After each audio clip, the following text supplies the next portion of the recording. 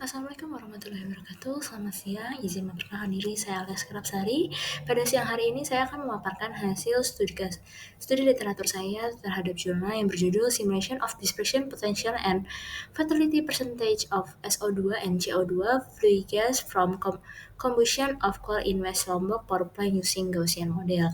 Paper ini ditulis oleh Sahwan Abdullah Kirila Oktavianda pada tahun 2020.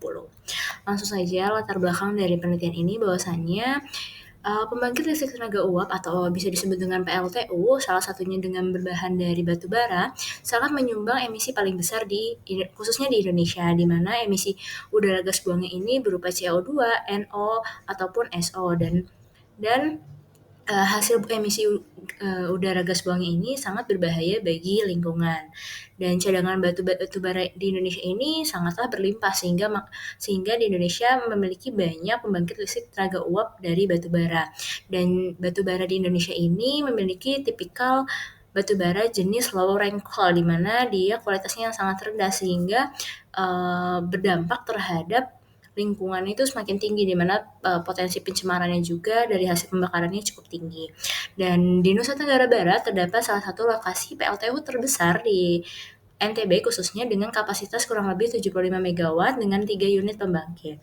Sehingga dari tiga latar belakang tersebut diperlukan adanya antisipasi berupa perhitungan pola persebaran gas buang hasil pembakaran batu bara untuk mengantisipasi keracunan gas buang di sekitar PLTU itu sendiri. Nah, untuk tujuan penelitiannya yang pertama mengsimulasikan potensi sebaran gas buang SO2 dan CO2, mengidentifikasi persentase jumlah kematian akibat PLTU, dan mengetahui pengaruh faktor jarak terhadap potensi gas buang dari SO2 maupun CO2 itu sendiri.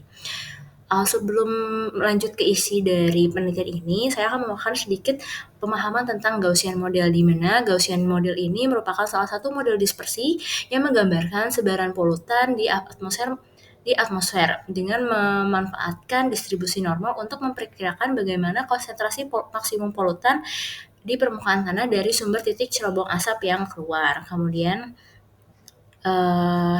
yang kedua, model Gaussian ini memiliki beberapa pendekatan.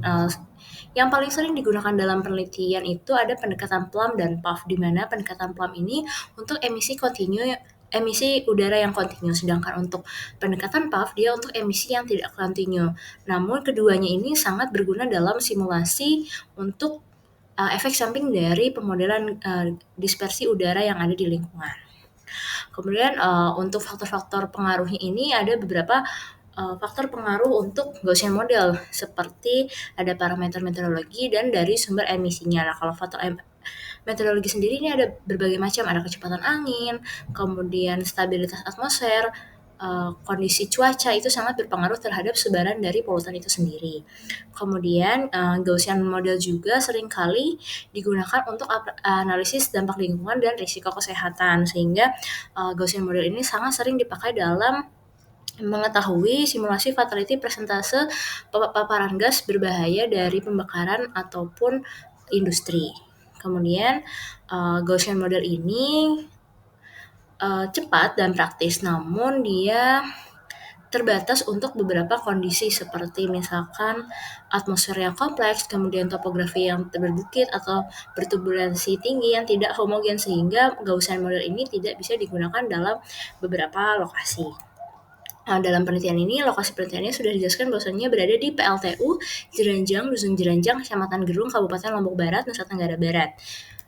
Kemudian untuk pendekatannya menggunakan Gaussian Puff Dispersion Model dengan gas buang yang dikajinya adalah SO2 dan CO2, dan untuk pendekatan yang sangat utama yakni fatality percentage atau kemungkinan kematian akibat paparan gas. Untuk prosedur dari penelitiannya, pertama ada observasi, di mana observasi lapang ini mengumpulkan data jumlah batu bara, tinggi cerobong, kecepatan angin, dan komposisi dari batu bara itu sendiri. Kemudian dilakukan studi pustaka untuk mendukung perhitungan reaksi dari pembakaran dan parameter model Gaussian itu sendiri. Kemudian ada data sekundernya berupa data angin yang diperoleh dari BMKG, dan dilanjutkan dengan analisis perhitungan buffering jarak PLTU dengan pemukiman. Untuk rumus model Gaussiannya di sini menggunakan model perhitungan dispersion atau Gaussian Puff dan perhitungan fatality percentage. Nah, berikut adalah hasil dari penelitian, di mana berdasarkan Hasil perhitungan didapatkan data awal konsentrasi dari dispersi SO2 dan CO2 di mana perhitungannya adalah ada jumlah batu bara yang dihasilkan itu kurang lebih 300.000 ton per tahun, kemudian kecepatan anginnya itu 2,1 meter per detik dengan tinggi cerobong asap paling tingginya di 200 meter, kemudian ada beberapa parameter lainnya. Kemudian hasil evaluasi dampak dari emisi gas PLTU ini dilakukan pengukuran dan perhitungan konsentrasi gas SO2 dan CO2 untuk khusus batu bara yang berjenis low rank coal, sehingga pada tabel 3 dihasilkan hasil uji lapang dispersi CO2 dan CO2 berdasarkan lokasi dari cerobong asapnya. Dalam artian di sini titik samplingnya ini adalah titik cerobong asapnya. Dan berikut adalah kadar gas ppm dari SO2 dan CO2-nya.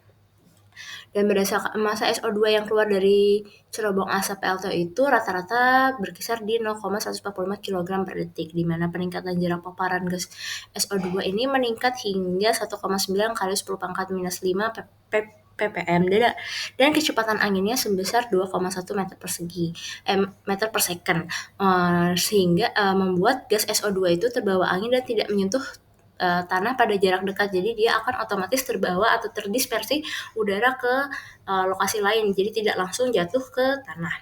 Dan penurunan konsentrasi hingga 0 ppm disebabkan adanya dispersi SO2 di lingkungan. Jadi karena semakin jauh jarak dari paparan gas SO2, nilai konsentrasi polutannya itu semakin kecil, sehingga dikatakan tidak mungkin terpapar suatu lokasi tidak mungkin terpapar gas SO2 yang terbawa dari PLTU batubara. Selanjutnya ada massa CO2, sama halnya dengan massa SO2, CO2 ini juga akan menurun konsentrasinya ketika jarak paparannya semakin jauh, begitu. Dan berikut adalah hasil simulasi menunjukkan bahwasannya fatality presentasinya di seluruh titik adalah 0%, baik itu SO2 maupun CO2. Hal ini diakibatkan karena jarak antara lokasi sampling dengan lokasi PLTU itu cukup jauh, sehingga SO2 maupun CO2 itu sudah terdispersi langsung di lingkungan, sehingga tidak akan mungkin jatuh ke pemukiman warga sekitar.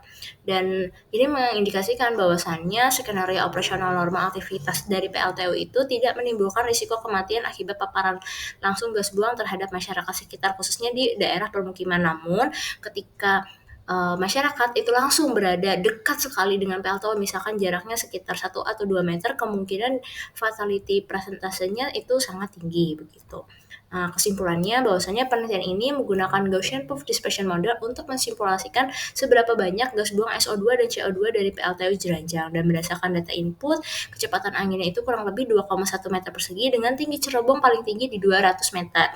Dengan emisi gas per detiknya itu tercatat sekitar 145 kg per detik untuk SO2 dan 12,37 kg per detik untuk CO2. Dan hasil simulasi ini menunjukkan bahwasanya konsentrasi gas meningkat pada jarak tertentu, lalu menurun hingga habis terdispersi langsung di udara. Kemudian konsentrasi gas pada 4 titik pemukiman yang terdekat itu yakni 7.000 pemukiman terdekat dengan jarak yang paling jauh itu adalah 7.813 meter, itu masih berada di nilai jauh dari nilai ambang batas, sehingga perhitungan fatality presentasinya pada seluruh lokasi menunjukkan nilai 0%, sehingga dapat dikatakan tidak ada risiko kematian akibat dari paparan gas buang. Dengan demikian disimpulkan bahwasannya PLTU ini tidak menyebabkan emisi gas buang yang signifikan terhadap kesehatan masyarakat di sekitarnya maupun pemukiman yang berada cukup jauh dari PLTU tersebut. Berikut adalah sumber artikel jurnal yang saya pakai, di mana dia Sinta 2, di sini dari website jurnal Chemical Jurnal Teknik Kimia. Berikut adalah referensi yang saya pakai. Terima kasih. Wassalamualaikum warahmatullahi wabarakatuh.